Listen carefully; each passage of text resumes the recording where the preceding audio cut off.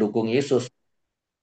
Karena sekali lagi mereka bertentangan dengan orang Saduki. Mereka percaya tentang kebangkitan, tapi orang Saduki tidak percaya tentang kebangkitan.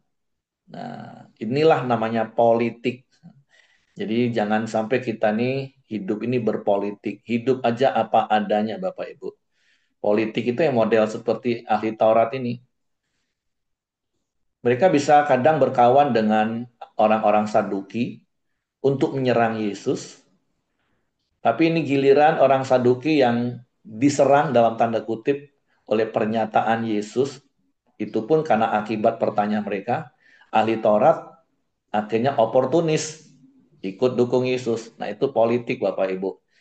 Jangan jangan berpolitik, apalagi politik yang seperti apa yang terjadi di kisah ini. Yang kita tahu sebenarnya politiknya itu sendiri sih ya menurut saya sih nggak salah politiknya. Yang salah itu kan orang yang berpolitik Bapak Ibu. Makanya kalau bahasa Tapanuli itu politik itu artinya pel saotik. Yang orang Tapanuli mungkin ngerti. Agak nyimpang-nyimpang dikit lah. Nggak boleh Bapak Ibu. Mari hidup ini lurus, tegak lurus. Apa yang firman Tuhan katakan, itulah jalan lurus, itulah kebenaran, itu yang kita lakukan. Nah, tapi di sisi lain kita belajar dari kisah apa yang Yesus katakan, bahwa di kehidupan dalam kekekalan nanti itu tidak ada kawin mengawinkan. Jadi, apa yang mau saya katakan? Nikmatilah pernikahan Bapak Ibu sekarang di dalam dunia ini. Nikmati sekarang. Makanya kalau di camp pria itu ada nasihat gini, kalau Anda mau menikmati surga, menikahlah. Kalau menikmati neraka, menikahlah. Tapi saya berdoa, berharap Bapak Ibu menikmati surga dalam pernikahan Bapak Ibu. Karena nanti di sana nggak ada lagi. Jangan berpikir, oh nanti aku di sana ketemu dengan suamiku lagi, dengan anakku kumpul satu rumah. Apalagi dikaitkan dengan Injil Yohanes nanti yang akan kita baca juga banyak orang katakan, oh si A itu meninggal, iya rumahnya sudah selesai. Emangnya kita ini dibuatin perumahan sama Tuhan di sana, punya rumah masing-masing. Karena ayat di dalam Yohanes jelas katakan di rumah Bapakku banyak tempat. Jadi satu tempat yaitu rumah Bapa. Nah, di situ ada banyak tempat, ada banyak space untuk kita sama-sama berkumpul di hadapan Tuhan. Nah, tapi jangan akhirnya dibayangkan seperti apa yang orang dunia pada umum bayangkan. Kalau orang dunia ya lebih parah lagi sih. Kadang ada yang kirim rumah, kirim mobil, kirim pembantu, kirim semua.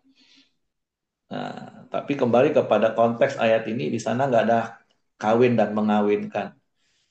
Jadi makanya firman Tuhan juga mengizinkan kalau pasangannya sudah meninggal, mau menikah lagi selama masih di dunia ini boleh.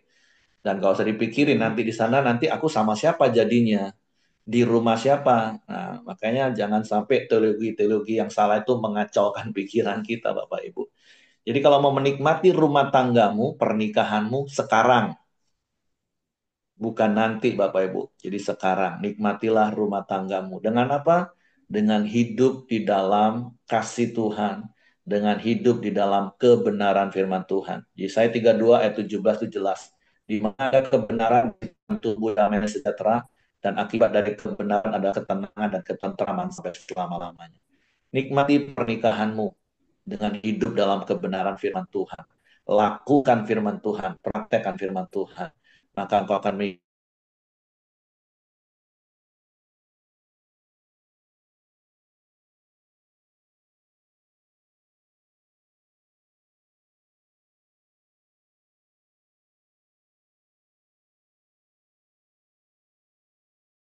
di sana juga sekali lagi tidak ada kawin dan mengawinkan Bapak Ibu. Jadi jangan dikacaukan pikiran kita ya.